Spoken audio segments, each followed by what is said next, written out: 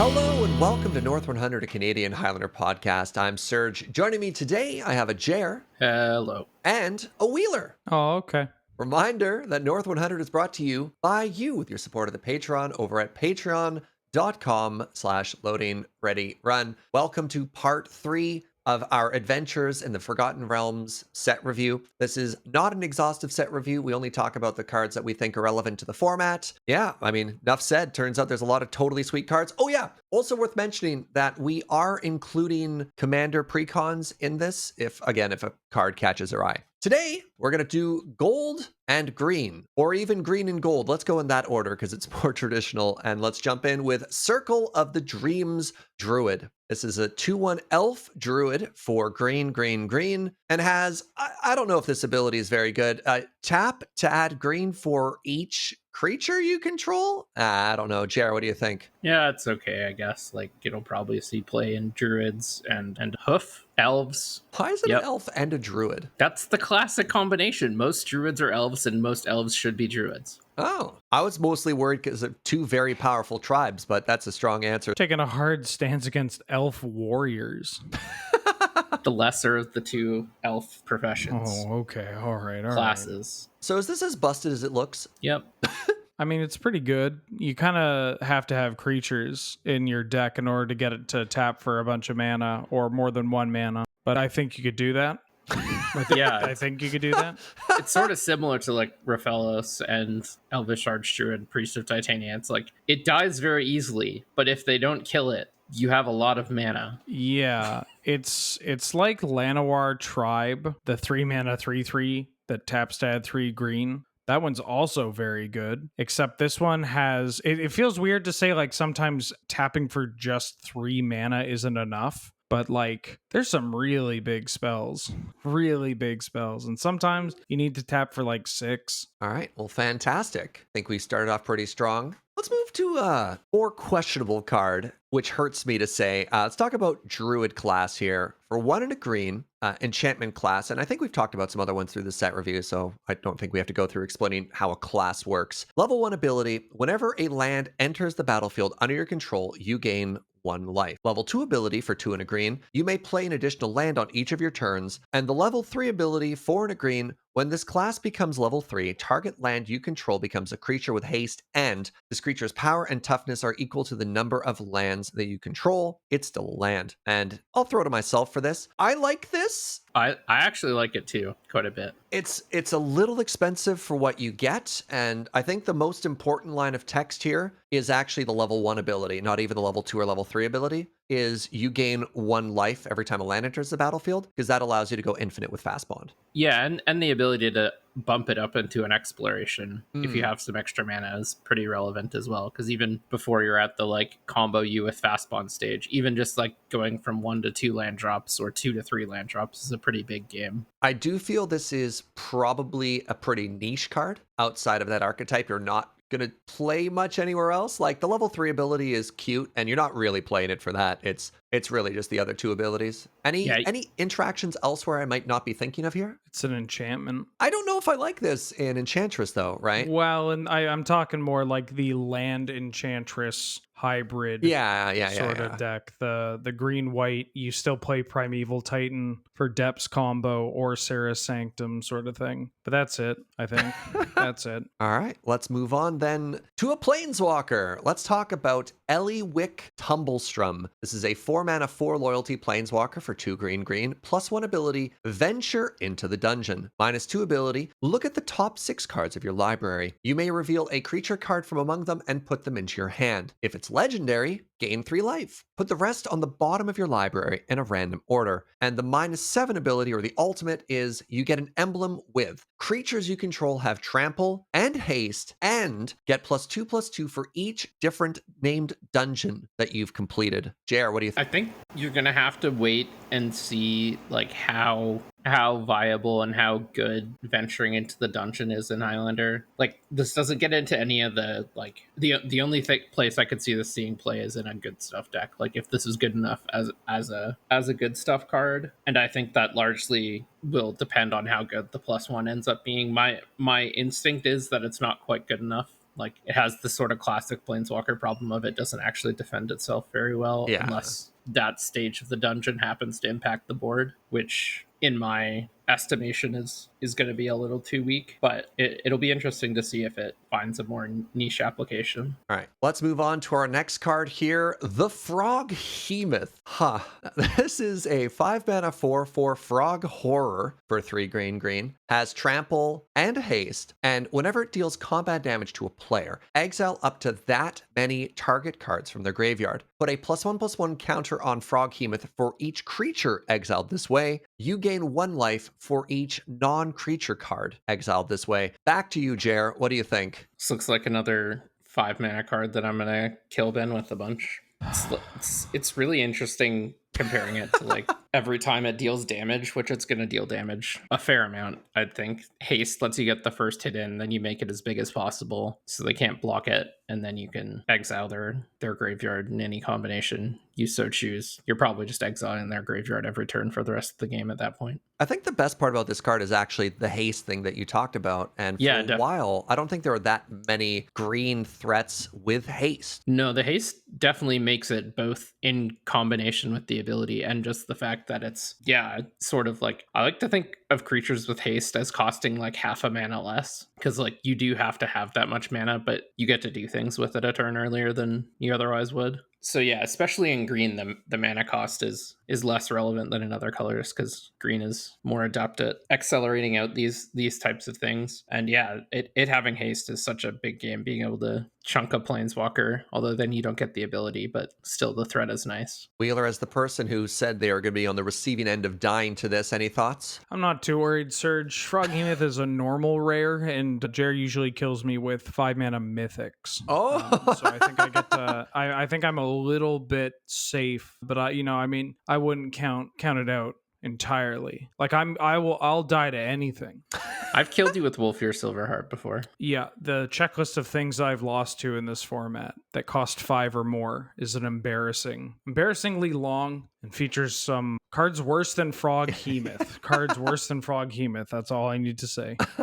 All right, next up, Ochre Jelly. This is a 0/0 ooze for X and a green. Has trample, but it enters the battlefield with X +1/+1 counters. Then, when it dies, if it had 2 or more counters on it, create a token that's a copy of it at the beginning of the next end step. The token enters the battlefield with half that many +1/+1 counters, rounded down. Wheeler. I think this card's not the worst, if not even, maybe I'd even call it good. The fact that it scales up to whatever kind of mana you have to pump into it, especially for Ancient Tomb and Mana Crypt kind of decks. Trample is a welcome addition to cards like this as well. Usually they just get really big and still get blocked by a 1/1. This one gets really big and, well, tramples over that 1/1. And then the death trigger is pretty interesting. Rounded down is a bit of a womp womp, but what are you going to do? Especially because, there's so many other ways to get rid of a creature that isn't,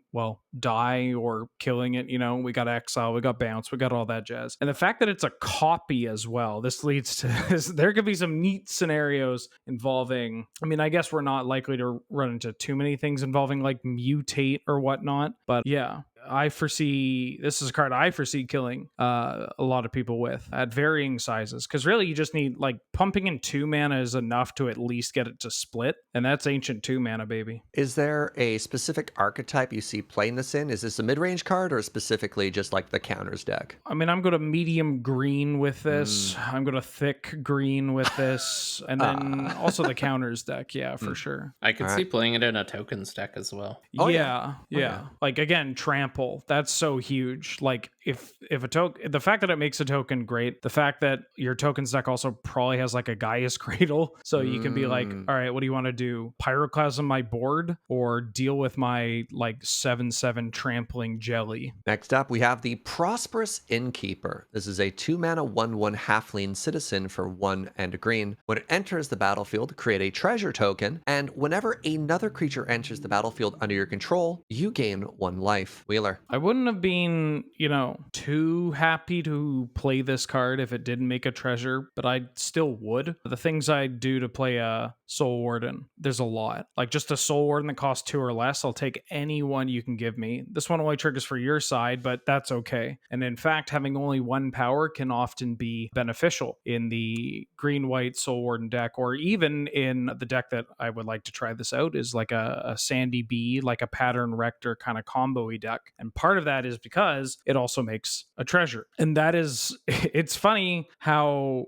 good adding just this like wily goblin, like just 2 mana 1/1 that when it ETBs you make a treasure, just that ability attached to anything else with some amount of relevance leads to some pretty gross play patterns. Like you drop this on 2. Yeah, skipping 2 to 4 is absurd, right? Yeah, and especially in a deck like that as well, where you could cash in that treasure immediately and develop another mana dork. You could use that treasure for Path, Swords, Enlightened Tutor, Worldly Tutor. Any number of cards that decks that would want this kind of card will have access to. To untap your pod.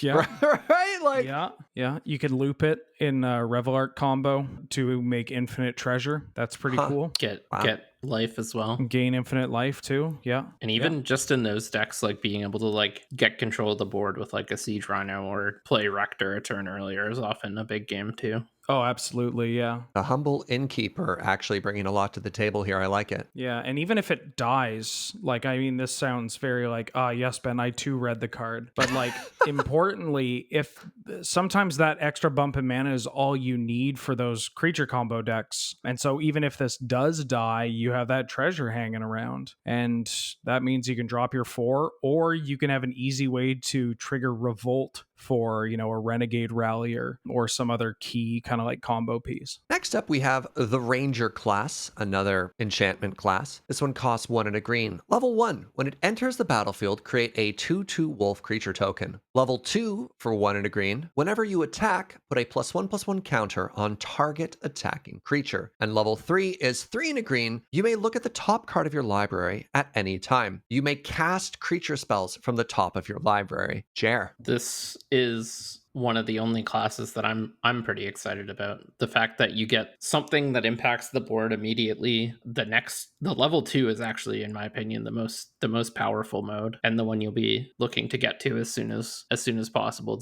Getting an enchantment with whenever you attack, put a 1/1 counter on target attacking creatures is pretty significant text and can drag you ahead very quickly and puts a real clock on your opponent. And then in long grindy games, the ability to generate card advantage as well after you've gotten ahead on the board if your opponent manages to deal with that aspect of it. It has a mode to get you ahead in the card. Like the card advantage battle game or whatever? As well, yeah, exactly. Yeah, this card sort of covers all the bases, which is, seems great to me. What kind of deck are you playing this in? Is this a mid-range or an aggro card? I think sort of a bit of both, like either like a more aggressive mid-range deck. You're not going to play it in you're not going to play it in like a red-green, like super low curve pump spell aggro deck. It's not fast enough for that. But I think if you're like sort of like a speed below that or a pretty low to the ground mid-range deck, you could slot this in and it could be used to some good effect. Could this be a tempo card? I'm just thinking of the +1/+1 in a Protect the President style beatdown deck. I think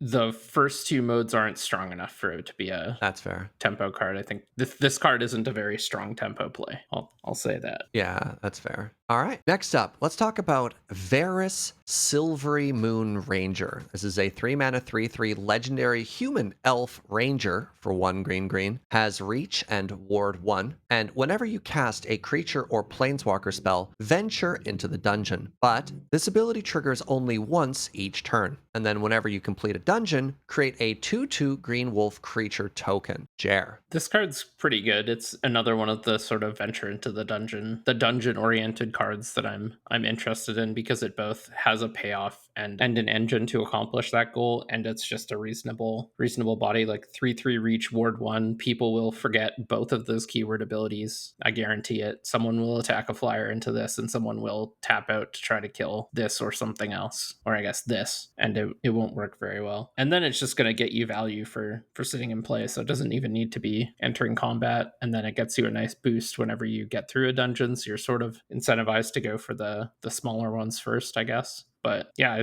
I think this card is reasonable. Probably not quite good enough. Once again, it sort of depends how good venturing into the dungeon ends up being, but I suspect it isn't quite good enough for like I only play the best card mid-range decks, but you could play it in like a humans deck, an elf deck. There's no ranger decks yet, sadly, but yeah, I think you sort of need to, it needs to give you a bit more than just the text on the card, like but yeah, it's a really interesting and good design, I think. Next up, Werewolf Pack Leader. This is a 2-mana 3/3, good start for green. It's a human werewolf, and as an ability, whenever Werewolf Pack Leader attacks, if you attacked with creatures with total power 6 or greater, draw a card. And then activated ability, 3 and a green until end of turn. Base power and toughness becomes 5/3, gains trample, and loses human. Wheeler. I think there are some players in this format that would play this card if it was just a 2-mana 3/3 and call it a day. And you'd be one of them. Oh, absolutely. I mean, density. I love density more than most. Give me whatever you got. Whatever happened to good old Garrick's companion, you know? I'm a big fan of the 2-mana 3/3 green-white dot deck. It's not bad. I got so excited when they made Terrain Elemental, which was the first 2-mana 3/2 in green that didn't require green. It was like, this is great. You could have Mistress Factory and a Mox Emerald on turn 1, and you're not punished. So yeah, the bar's pretty low for cheap green things that are, above cost. But this one also just has more words on it, and those words are pretty good. The fact that it's got a mana sink that allows it to gain trample is fine and dandy. The fact that when you use that mana sink, you probably don't have anything too big going on. You might have some other mana dorks kicking around, which means, I don't think it's that far-fetched to say that you might have another creature with 1 power in play. And if you don't, you might have a mana dork that has Exalted, one of the two. And that means that with that 1 power or Exalted plus the 5/3 stat line, that hits 6. And if you attack with 6 or more creature with 6 or more power, you get to draw a card. So it doesn't take a lot for the first ability to get online. And sure, if you're playing a 2-mana 3/3, you're probably playing another 2-mana 3/3 in your deck. Yeah. So getting this going to draw cards is pretty easy. And if you don't have the easy out and you're just kind of flooding and need something to do with your mana, why not give it trample and, also probably draw some cards? There's several worlds in which you're already drawing a card with this on turn 3. Yeah. That's not even that unrealistic. Or even turn 2. I mean, that might be a little unrealistic. But I don't know, Jund aggro or Beautiful Pig, right? If you play this on turn 1 off a Moxen draw, and then turn 3 you play any of the beep haste cards, and there's a lot in Jund, and there's a lot in just red green, or even black green. Now that I think about it, you got the juice. This into the juice. Ooh, that's a whole juice bar right there. My God. Everybody's drinking. Get a little shot of wheatgrass on the side. Oh yeah, where wheatgrass pack leader comes in clutch.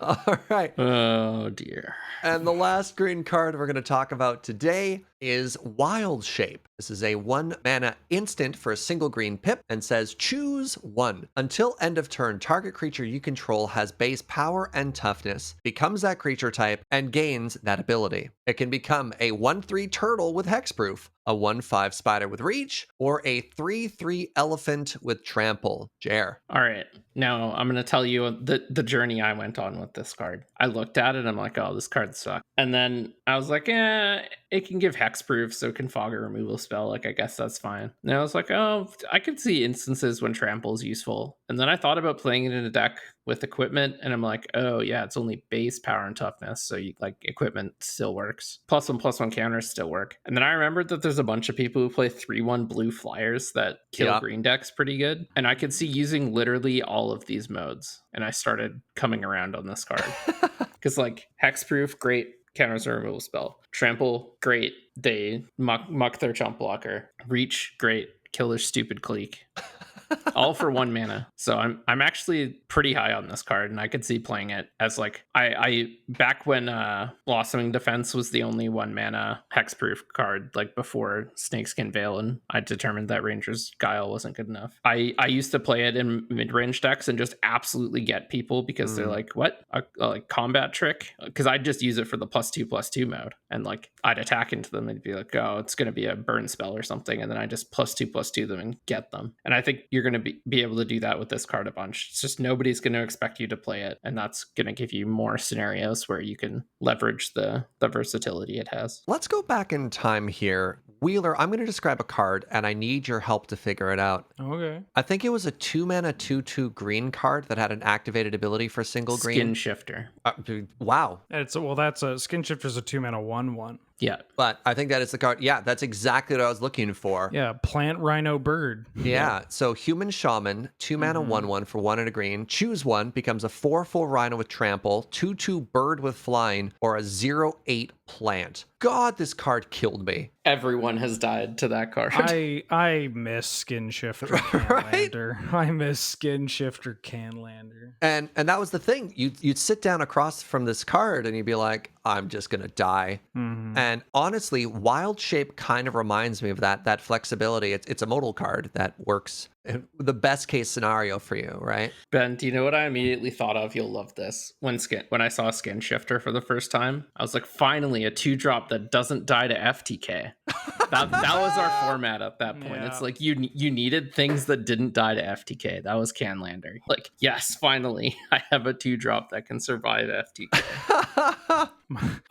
My things don't die to 1/1 spirit tokens. It doesn't die to FTK. I mean, how do you beat it? Can't Volcanic Hammer it. It was perfect. All right, let's move on to the gold cards, and let's start with another class, Bard class. So red and a green, level 1 ability, legendary creatures you control enter the battlefield with an additional +1/+1 counter. For a red and a green, you can go to level 2, and it says legendary spells you cast cost a red and a green less to cast. This effect reduces only the amount of colored mana you may pay, and for 3, a red and a green, 5 in total, you can level up to level 3. Whenever you cast a legendary spell, exile the top 2 cards of your library. You may play them this turn. Now, notably, not for free, but it is card draw. Wheeler, what do you think? I'm emotionally invested in Mox Amber, Serge. I just want Mox Amber to live its best life. I think I check up on it. I'm like, how you doing? Are people respecting you? Because it's got game. It's got promise. And, I think it started to pick up, and it's always getting better. I think the perfect storm of people being like, hey, wait a minute. We should print commanders for commander, legendary creatures. And then also being like, hey, wait a minute. This might be a cool way to push creatures to being powerful, but also not let people just flood the board because one questing beast is bad enough or one Ragavan is best, enough, that kind of thing. So there's a bunch of good legendary cards out there, be them planeswalkers or creatures that are relatively cheap, and a lot of them tend to line up in red and green. There somewhere out there's a Naya Legends deck, like a lower to the ground, heavy on Moxen deck with a bunch of Naya Legends, and Bard class is going to show up and do something fancy in that list to just basically pay for itself. And if you decide to, you can also try to do some weird combos with this card. Like, I'll admit it's a bit Doritos bold, but you can do some stuff. I mean, Bergie exists. That's a pretty good one. I mean, that's really it. Now that I'm saying it out loud. But yeah, Bergie's probably enough. So there's enough floating around in the universe to give this a try. That's what you're saying? Yeah, I believe that there is now a high enough density of red, green, and then X usually being white, legendary creatures that will have threats from 1 to 4 that are reasonable to play, that you will want to just get that extra counter, because that's honestly a pretty terrifying thing to happen. Like, it looks simple on the front, but like, you start to realize that creatures have stat lines for a reason. Like cards are designed with certain power and toughness for a reason, and you can take advantage of the cost reduction. And then if you are in a deck with a bunch of Moxen, maybe you get up to the point where you're like, oh, I'll put this at level 3, and then just really start to pop off. All right, next up, we have Brunor Battle Hammer. This is a 4-mana 5/3 legendary dwarf warrior for 2, a red and a white, and says each creature you control gets +2/+0 for each equipment attached to it. You may pay 0 rather than pay the equip cost for the first equip ability you activate each turn. I think I'm in love. I mean, we've been talking about the red-white equipment deck and how it just keeps getting better and better, and then they gave us Brunor? I mean, if I'm emotionally invested in Mox Amber, Serge is absolutely emotionally invested in the well-being of Boros players in Commander. You know what? What do you mean Boros players and Commander? Slow down. No. Here, this isn't an insult. The fact that you took it like that is a little upsetting. But what I'm trying to say is that they figured out that people really like equipment, and they really like equipment in red, white, and red, white. So you keep getting fed these equipment cards in these colors that are supposed to be like, okay, tell you what, if they get this in play, they get to do literally everything. Yeah. Right? Like, so that's what I'm saying. That's all I'm saying, is that you just happen to be at the same table as all these Commander players looking for these Boros equipment cards, but you just ordered a salad and you got a full meal in front of you. So I do have one piece of bad news for Brunor Battlehammer, and I think that it's hammered in the final nail in the coffin of Jorkadine. I just don't think I have any reason anymore to play Jorkadine in the artifact deck, and that breaks my heart a little bit. I know Jared's going to be there with me, you know, the 5-mana legendary creature, the 5-mana legendary 5-drop. Oh, wait, that is a 5-drop. The finisher. I only play good 5-drops, sorry. Serge first going after Commander players and now going after Mythic 5-drop? Is Jorkadine Mythic? It's only a rare. Serge, can you describe Jorkadine to the audience, please? For those of you, I'm shocked that this isn't just synonymous with other cards like, you know, Bolt and Ancestral. So Jorkadine, the Prevailer, is a 5-mana 5/4 legendary human warrior from New Phyrexia for a 3, a red and a white. Has First Strike and Metalcraft. I mean, what name a mechanic more hand in hand with the artifact deck in Metalcraft, and says creatures you control get +3/+0 as long as you control 3 or more artifacts. I'm sorry. What a finisher! You sorry. play that on your board full of Hovermeres and Memnites and Ornithopters, and that's GG. Okay, well, I was about to congratulate you for such immense personal growth, shedding off Hovermere and Jorkadine over the past year or so. But like, I agree with you. Jorkadine does kill people, and I think you're right that Brunor is probably just infinitely better. A little different, but infinitely better. I also have some bad news for Brunor Battlehammer. What's that? That's an axe. Like, that's got, I'm like 99% sure that's an axe. Yeah, that's a hand axe. And a shield. Yeah, Battlehammer is not holding a Battlehammer. Oh, man. Oh, no. I don't know if they're ever going to live this one down. Is this card even allowed if there's a flavor judge present? Like, this has got to be one of the bigger flavor fails I've ever seen. Not in my event. Not in my event, I'll tell you that.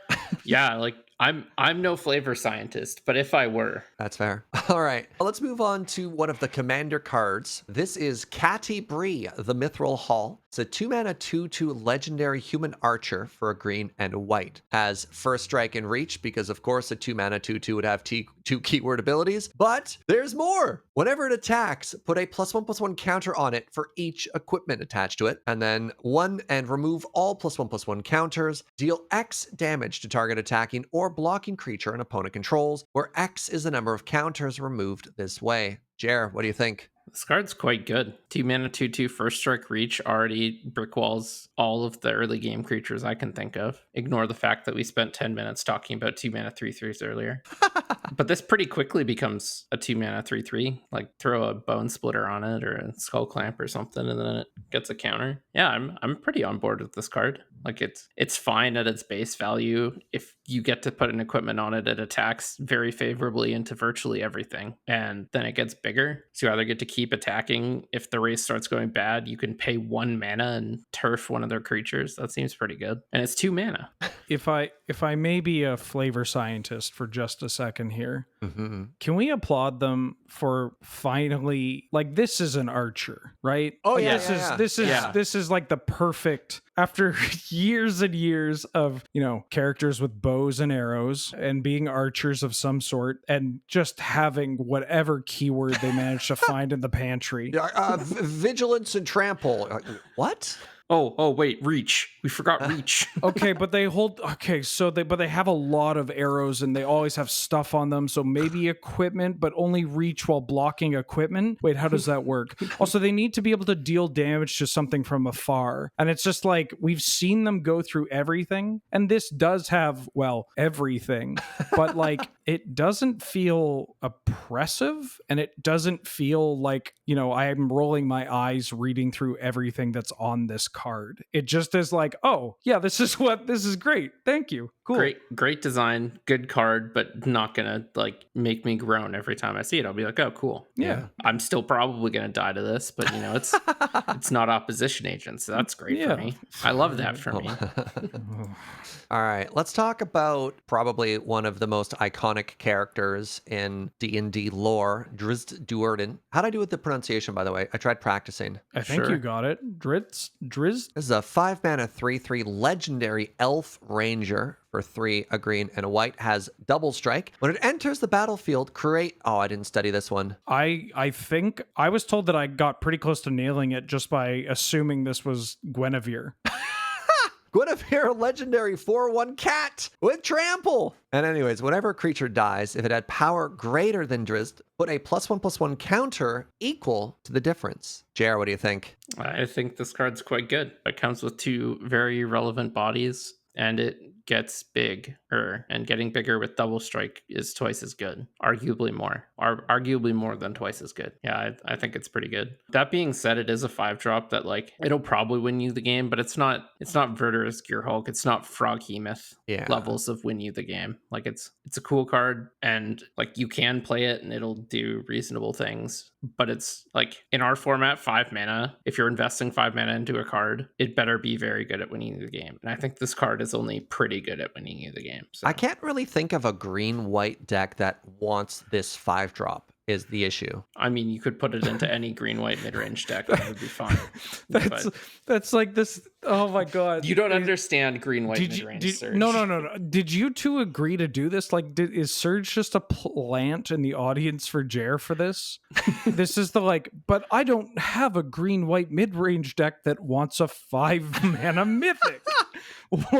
It's only a regular rare, Ben. If it was a mythic, it would be a slam dunk. Oh, you gotta be really? This card's only a regular. I know, rare? it's really weird. Once again, get the flavor judge out. Like your like iconic, most famous card is only a regular rare. Yeah, new rule. This card's a mythic. Yeah, and to answer your question as asked, Wheeler, it's called playing the role of a host perfect. What do you want? Do you not want softball questions? I can start giving you harder questions. I mean, I'll take a softball, just don't put lotion on it too. Like, all right, fair enough. Let's move on then. Next up, we have another class, the fighter class. Red and white, level 1. When it enters the battlefield, search your library for an equipment card, reveal it, put it in your hand, and then shuffle. Okay. Level 2, 1 red, white. Equip abilities that you activate cost 2 less to cast, to activate. All right. And then next up, we have level 3 for 5 mana, 3 a red and a white. Whenever a creature you control attacks, up to 1 target creature blocks this combat if able. Now, we've been talking a lot about red-white equipment, and I've been talking a lot about red-white equipment, and I'm honestly a little medium on this card. So the nearest comparison I have is Steel Shaper's Gift, which is a 1 white sorcery for put an equipment in your hand. This is no Stormforge Mystic, and as it is, I'm not often always even playing Steel Shaper's Gift. It really depends on the list. Sometimes I'd rather just have either another equipment or another creature rather than a sorcery that feels real bad as a top deck. But then again, every equipment feels terrible as a top deck. The equip activated abilities costing 2 less is really really not all that relevant. And I think we've touched on this a little bit when we were reviewing some of the white equipment that we didn't talk about, in particular plate armor, which people were shocked that we didn't want to talk about, which is normally you want one equipment and your creature, maybe two, probably not two, but you're never going to have such a density of equipments on the board that you're going to Voltron, move equipment enough back and forth to really ever pay off the cost of this. So it's very expensive for what you get, or you're not in a board state to do anything about it. And the level 3 ability, like, Well, that's the opposite of what you want. Once you've put your 8 equipment onto a creature, you don't want it to be blocked. In fact, some of those equipment are probably making it such that they cannot block it. You can just target your own thing though, right? Yeah, sure, but it's a useless ability, is all I'm saying. Yeah. I actually don't mind this card. I mean, I'm not super high on it, right? But like you're just playing it as a 2-mana Steel Shaper's Gift, right? It's like open the armory the second. One that you can also get back with Savine's Reclamation, and like can play off your Luris if you're on Luris. I'm not going to make the joke about Enlightened Tutoring for it though. That's beneath me. But what I will also mention is that I don't know if you're finding like a sword off this, like it kind of like I feel like this will pay for itself fairly quickly. I'm not sold on it, but like how many equipment decks are playing open the armory? Like few? Not well, I don't know. I gotta level with you. I haven't seen that many equipment decks out in the wild. Yeah, in the past 18 months, right? Yeah, and they've gotten so many tools in the past 18 months, and and so many of them have been absurd that I think that when there's kind of like a restructuring, when there's the convention and all the equipment players get together and share lists, I imagine that there's probably going to be like a massive amount of diversity. That's fair. Different ways to take it. Yeah, absolutely. I wouldn't begrudge anybody for playing this. I just feel I don't feel if you're making a list that's all killer, no filler, that fighter class is necessarily in your first 100. All right, that's a button on that one. Let's talk about Gretchen Titchwillow. This is a 2-mana 0/4 legendary halfling druid for a green and a blue. Has an activated ability, 2 green, blue, draw a card. You may put a land card from your hand onto the battlefield. I like this card. Maybe a little bit dirtily, maybe a little bit slow, but if you're playing a lands combo deck, if you're playing like a slower, more all-in version, typically you're very vulnerable in the early game. So a 0/4 to clog up the board and, hold pesky, aggressive red and white creatures back seems real good. And one problem that can happen in a lands deck is all land, no action. So having a mana sink that draws you cards and also possibly gives you the ability to, let's say, play your Wasteland from your, with your Crucible one additional time. I don't know. I feel like this might be the piece missing to let you turn the corner when you're starting to stall a little bit. Any feelings or applications outside of that?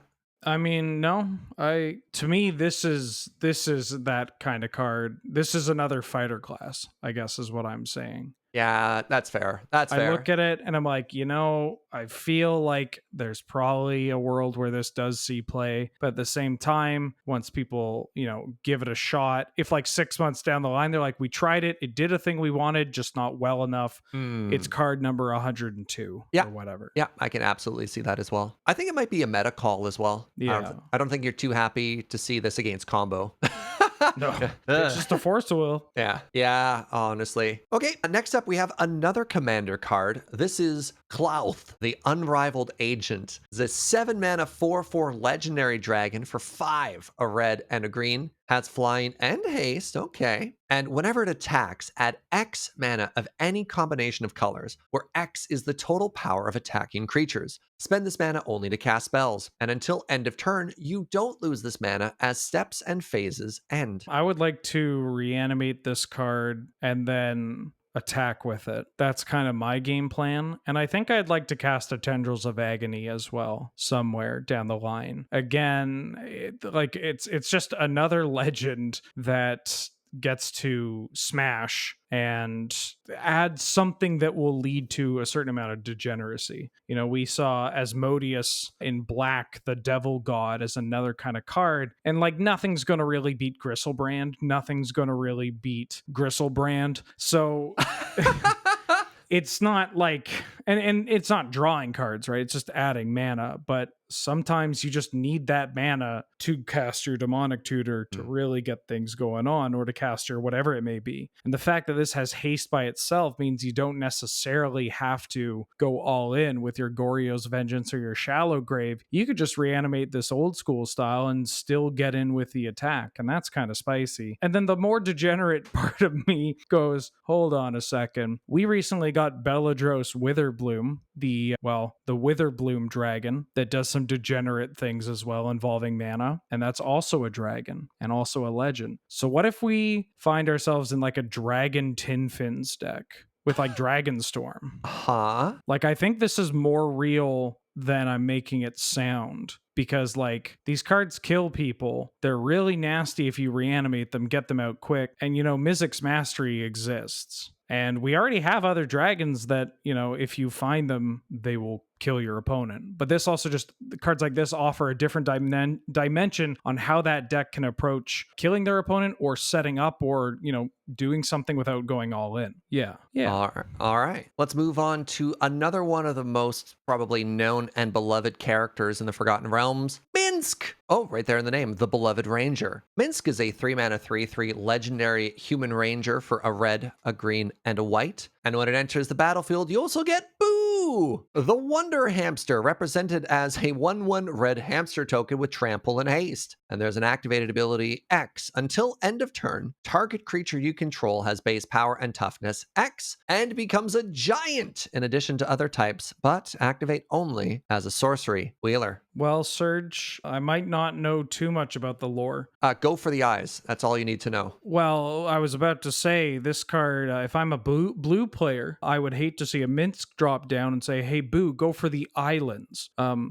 Thank you. I assume everyone at home is now clapping in front of their computer or phone. Uncontrollably. Thank you. 2 bodies on one card. 2 bodies on one card. One of those bodies has trample and haste. That's pretty good. Minsc has relevant creature types, a relevant creature type, and an activated ability that is absolutely terrifying. That's just going to kill people. Again, it's something that you don't really have to put too much into it to make it be scary or to make it change the combat math enough that you are going to be in trouble if you're facing a Minsc. Yeah, and the decks that will play cards like Minsc are likely to play more Mana Dorks, Mox, and other kind of like cheaper accelerants without really ramping, and having just that mana sink that will turn those Mana Dorks and whatnot into real deal threats is kind of great.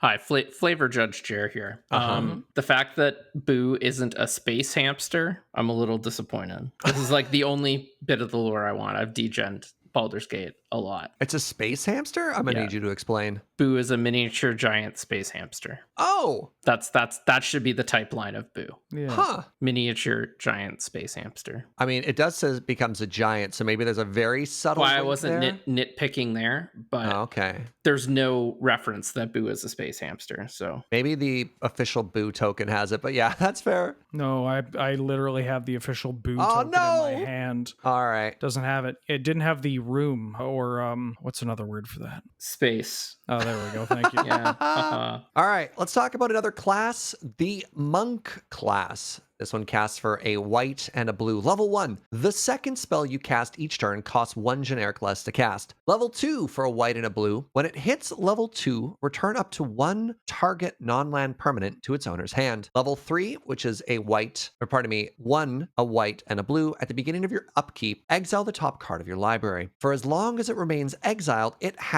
you may cast this card from exile as long as you've cast another spell this turn. Overall, I'm very medium on this card, but I want to try it in Enchantress. Enchantress is a deck where you're absolutely going to be casting a lot of spells, so the discount on the second spell is interesting. The level 2 mode has 2 kind of cute play patterns. 1, you can protect yourself with it, which I think is more intuitive, but 2, you can maybe try and loop it and return it to your hand over and over and over again so that you can replay it and potentially draw another card. There are some ways to go and create, if not infinite mana, then a absurd amounts of mana and Enchantress. So being able to draw multiple times from one card is kind of cool. And the level 3 is fine as well. But as we've said with Fighter Class and a bunch and Gretchen before it, when we actually get down, we start brewing a whole bunch. We'll see if this gets cut. But if you're an Enchantress player and you want to test it out, by all means, go for it. Does this have a home anywhere else? Probably not. Maybe, maybe like, oh, I'm gonna hate myself. The turns deck sort of thing, like potentially. But even then, like just rebuying, like it has all the lines of text on it that could lead you to believe, yes, this could help me take extra turns. But in a world of Time Walk Ephemerate Spellseeker on the low end, and Curb Your Enthusiasm, the green blue ramp, more traditional style, probably not worth it. All right. Next up, Orcus, Prince of Undeath this is hard. X, 2 black and a red. So 4 with a little X beside it. Mana, 5/3 legendary demon with flying and trample. When it enters the battlefield, choose 1. Each other creature gets -X until end of turn, and you lose X life. Or return up to X target creature cards with total mana value X or less from your graveyard to the battlefield. And they also gain haste until end of turn. Jer. This card is very good. Flying and trample are good keywords. 5 power for 4 mana is good. 3 toughness, a little bit of a downside, but yeah, can't all be gravy. And then the ability is just that. It's gravy. I think the vast majority of the time you're just casting it for 4 and pretending the X ability doesn't exist. But if it's late in the game and this is the only card in your hand, you don't have other mana sinks, you'll pay 6 and maybe get back a 2-drop, or pay 6 and kill some other mana dorks to make your attack better. So yeah, this card's quite good. Once again, not a mythic, and kind of feels mythic though. I really wish it were. I think most of my losses in this limited format involve an Orcus. Yeah, this card just ends games, right? Yeah. Let's talk about another commander card here. We have Prosper Tombbound, is a 4 mana 1/4 legendary Tiefling Warlock, also a mythic, for 2, a black, and a red. Has Death Touch. Has an ability called Mystic Arcanum that reads, at the beginning of your end step, exile the top card of your library. Until the end of your next turn, you may play that card. And another ability called Pact Boon. Whenever you play a card from exile, create a treasure token. Ooh, Wheeler, what do you think? So I don't know I know I'm not necessarily going to make the call that this is the best card in the set, but I think this is my favorite card in the set. The more I thought about this card in something like Mardu Monarchy, or in give me black, give me red, and give me some kind of controlling element. Maybe throw some blue in there, but I'm more interested in a controller mid-range deck that, doesn't have an Underground Sea and a Volcanic Island. Doesn't die to bolt. 1 power and Death Touch is really all you need to get something done. If so it fends off attackers, which is also pretty good if you got the Monarchy or are looking to, at least hold that. You can actually protect it with your own Caracas, which is kind of a positive as well. You can play lands off its first ability. Like, it's not just cast, it's play. So this allows, the fact that you get to just play, even if it was just spells, that'd be pretty okay because you get the treasure tokens. But the fact that if you have this, exile this land, and you manage to untap with Prosper, play that land, you immediately get a treasure token, right? And that's if you play this on 4, that's 4 to 6. That's a pretty reasonable jump. And you're tucking the cards as well. This one's not super relevant, but it's kind of relevant. You're having these cards in exile is kind of slick. Like, they help dodge hand attack as well from your opponent. So if they're trying to see if the coast is clear, then develop a threat, or see if the coast is clear and then combo off or whatever, you could very well exile like an Even Mind Sensor, an opposition agent, a lightning bolt, swords to plowshares, that kind of stuff, and get it. Yeah. Also, a lot of red card draw recently has moved more into exiling stuff. The majority of the Chandras, for example. So I think you're gonna get more hits off of the second ability than you might think. Yeah, absolutely. It's not just going to be Prosper, which is just gravy. That's, any your Bone Crusher Giant, your Murderous Rider, adventure creatures. I think technically Flashback, right? So your Faithless Looting's going to get it for you too. Your Smiting Helix. Is that how Flashback works? You put it into exile and cast it a second time? I think you're casting it from the graveyard, but I could be wrong. Because Grafdigger's Cage stops you from casting. Oh, yeah. Flashback flashback you cast from the graveyard. Oh, it goes into exile, but you're not casting it from exile. Madness you cast from exile. Sorry, yeah, you know what I'm doing? I'm thinking of a thing that involves a thing not technically coming from the graveyard to play, but instead leaving the graveyard and then coming into play from exile. I digress. Yeah. There are other ways of getting these treasure tokens. Yeah. Very cool. Very cool. That wasn't even on my radar, so thank you for getting that one out of the Commander product, Wheeler. All right, next up we have Skeletal Swarming. This is a 5-mana enchantment for 3, a black, and a green, and has each skeleton you control has trample, attacks each combat if able, and gets +X+O, where X is the number of other skeletons that you control. And then at the beginning of your end step, create a tapped 1/1 black skeleton creature token. If a creature died this turn, create 2 instead. Wheeler. So this card, if you've played against it in Limited, my condolences. But obviously Limited is a bit of a different format from Canlander. However, making trampling skellies is pretty scary if it gets going. But it is just a 5-mana enchantment that doesn't really do anything. So I like this card for flavor reasons and for power level reasons and synergy reasons only in a stacks deck, Serge. Give me some smoke stacks. Give me some skellies. Sacrifice one of the skellies to ensure that I get 2 more skellies. Oh. And then you just get everything going. That's what I like to see.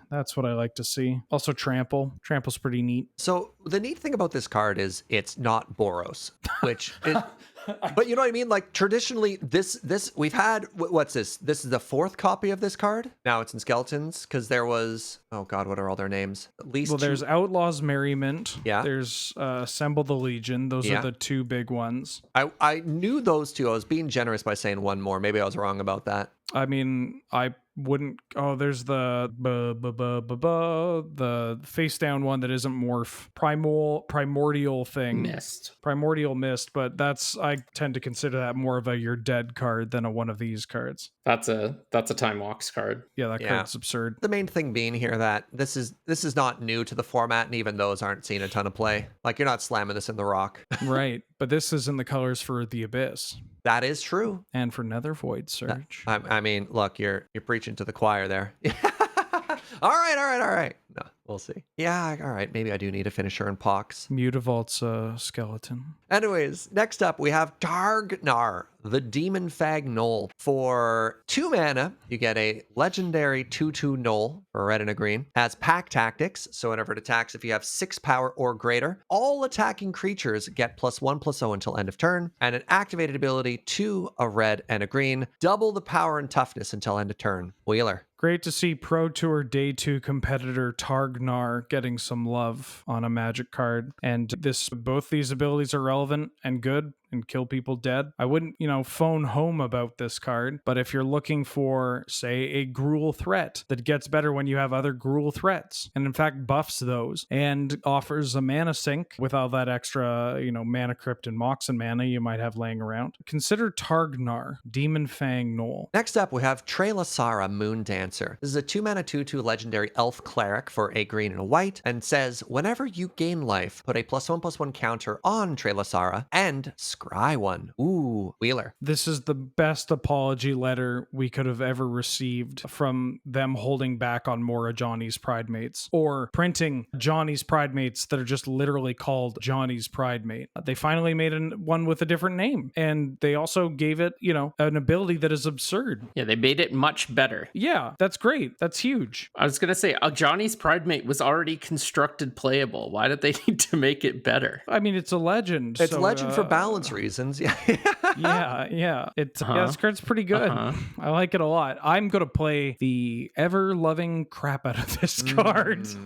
You don't even need to be in a dedicated life gain deck, honestly. Like, it's obvious that's where it's at its best, but if you're in a green-white deck or an Abzan deck that just, those decks have life gain just hanging around the house. If you curve this into Kitchen Finks, you're probably winning the game. Woo! Mm-hmm. Yeah. I like it. Yeah. And Scry? Oh. Yeah, why does it Scry? Well, because have you seen some of the garbage I play in these Soul Sister decks? Yeah, so now there's no cost. Yeah, Like, exactly. Now I can get to the very specific piece of garbage that I'm looking for. Incredible. All right, let's move on to the Triumphant Adventurer. This is a 2-mana 1/1 human knight for a white and a black. Has Death Touch, and as long as it's your turn, it has First Strike. Whenever it attacks, venture into the dungeon. Jer. this one I'm not so on board in. It's like it's fine, I guess, but your opponent's not going to block it. And once again, I think it sort of hinges on how good venturing into the dungeon is. But I think it's going to be pretty easy for if you play this and then you're like, I'm going to attack you with a 1/1 for the rest of the game, and your opponent's just going to be like, all right, I guess, Okay. like cool. I'll ignore that card, and I just get to like, yep, you can venture into the dungeon every turn if you want to attack with it, and then if you don't attack, you're just sitting there with a 1/1 Death Touch. You played the rats, Typhoid Rats, for one more mana. Yeah, I don't know. I this card screams not quite powerful enough to me, but I agree with that. All right, let's talk about Volo, Guide to Monsters. This is a 4-mana 3/2 legendary human wizard for 2, a green, and a blue. And whenever you cast a creature spell that doesn't share a creature type with a creature you control or a creature card in your graveyard, copy that spell. Jer. this just, doesn't quite do it on power. I'm kidding. I think this card's quite good. Getting to copy, there's not a lot better than casting 5-mana creatures that'll make Ben moan, but getting 2 of them is even better. That's like the pièce de résistance. I mean, I'll let it slide for this because I'm absolutely on Team Volo. This was one of the first cards from the set where I was like, oh yes, I'd like to pre-order a foil showcase version, please and thank you. Yeah, and then this card's just sick, and it does lots of cool things. The ability is gonna be pretty easy to go nuts with, and it sort of reminds me of like Master Biomancer, and I forget the name of the druid that like cascades off the first card you cast, but Rashmi. Yeah, Rashmi, the 4-mana dirtily blue-green creatures that like if they sit in play for too long, your opponent they just want you to cast things and they're gonna kill your opponent by doing nothing. And that's my favorite style of Magic. Just like you're not inherently doing anything, but your opponent's dying. So Now, out of curiosity, do either of you have a home for this card right now? Picture this, Serge. You're playing a blue-green opposition deck, and you have this Volo no! in play, and you've managed to protect this Volo, but you're kind of down on cards and board having protected this Volo. And then you cast Deep Forest Hermit, a 5-mana 1/1 that it's an elf druid, so you're going to get an extra copy off your Volo, and it comes with 4 squirrel tokens, and the card also just pumps squirrels. So now you have a board with 8 3/3 squirrels, and yeah. Okay, all right, that does sound kind of sick. and you have won the game. And you have one, and you untap, and then you win. And I don't even think that's that far-fetched. Like, Or even just casting your beast, Thragtusk, and then you get another beast, Thragtusk. Have you and ever gain wanted 10? Have you ever wanted 2 Whisperwood elementals? Like, I mean, obviously you can see the upside. It's written right on the card, but it actually being able to pull it off in a game is the hoop you have to jump through for any of these synergy cards, right? But for blue, I think if 2020 green cards have taught us anything, it's that no, it doesn't matter. Nothing matters. Just do it. Just jam it. And I'm not even saying this to be cynical or funny or whatever. Just seriously, these cards are just there are certain color combinations and archetypes that will play a density of these cards where you just don't care. Because it's put the onus on your opponent rather than you, right? They have to answer this. Yeah, it does. There is, right? It dies to shock. It gets Caracas, whatever, but like they don't always have it. And if they don't, they're dead. Yeah. Yeah. All right. And the final card that we are going to talk about today is, of course, Xanathar, the Guild Kingpin. This is a 6-mana 5/6 legendary beholder for 4, a blue, and a black, and says at the beginning of your upkeep, choose target opponent. Spoilers, there's only one. Until end of turn, that player can't cast spells. You may look at the top card of their library at any time. You may play the top card of their library, and you may spend mana as though it were mana of any color to cast spells this way. Jer. This card's sweet. There's no obvious home for it is the big downside. It's very powerful and it has a good body, but there have been a sort of increasing number of like big chonky blue-black threats that you have to tap out to cast. And that's just not what blue-black really does in our format. So although it is sweet, I'm not sure there's a home, but I'd probably play it in like some like bug ramp deck or something, just like play something sweet. But yeah, that's the only Only negative I have to say about this card is that it's a bit clunky and there's no real home for it. That's fair. All right. Probably my favorite part of a set review here is a final thoughts on the set overall, Wheeler. It's you know, a nice continuing power down in these standard legal sets without feeling boring and without feeling like you're really grasping for stuff, you know? Like Strixhaven was kind of in the line of that too. There's a lot of cards, you know, where you're like, "Oh, Prismari Command, ooh, Sedgemoor Witch." But also just a lot of love to plenty of fan favorite decks and decks that, you know, aren't exactly top tier, but they can rumble with the top tier. And this just kind of pushes that further. Yeah, I'm a big fan of the set. Big fan of the set. Jer? Me too. Yeah, and I agree with Ben. And just to add on a bit, I think the most exciting sets to me are the sets where you get like Abrupt Decay and Assassin's Trophy and cards like that are just like ubiquitously good and are gonna make mid-range good stuff decks better. Or like we get like Dark Petition or Underworld Breach where like combo gets better. It's just like a hit you over the head stupidly powerful card. It's where you get cards like, as Ben was saying, like a bunch of niche strategies get better, and like there's some things you could test out, but it's like not obvious whether you're supposed to play it or not. And those are the most exciting sets for me to see added. Is like you have to do a bunch of work. You're not just like, oh yeah, I guess I need to buy these 20 cards because they're gonna go in every deck I play for the next ever. Like, Looking at the set review, the two decks that I want to build are red-black Pox or red-black Monarchy or red-white Equipment, which is kind of fun. But I mean, I guess it's not that far from part of the course for me. The other thing that's a standout is the new creature lands. And I think that's just an interesting reflection of the power level of the set. And you're like, oh, monocolor or two-color decks got a new creature land. That's fun to play around with. Just one more thing making Wraths worse.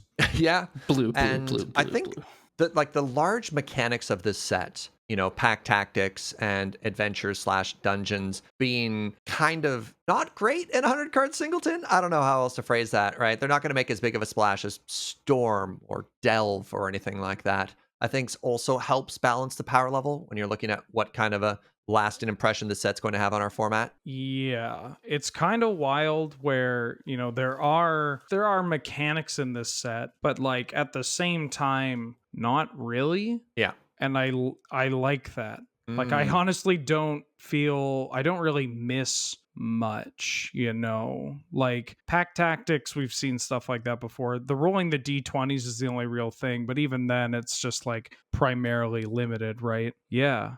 This is because this was supposed to replace the core set. So I guess that kind of fits. Yeah. And I think they did a hell of a job. I mean, yeah. This set's gas. Absolutely. All right, my friends, with that, let's call it. Thank you very much for listening to our set review. Reminder, if there's any cards you thought we missed or that you just want to talk about, or even just to say hi, let us know down in the comments below. Reminder, this podcast is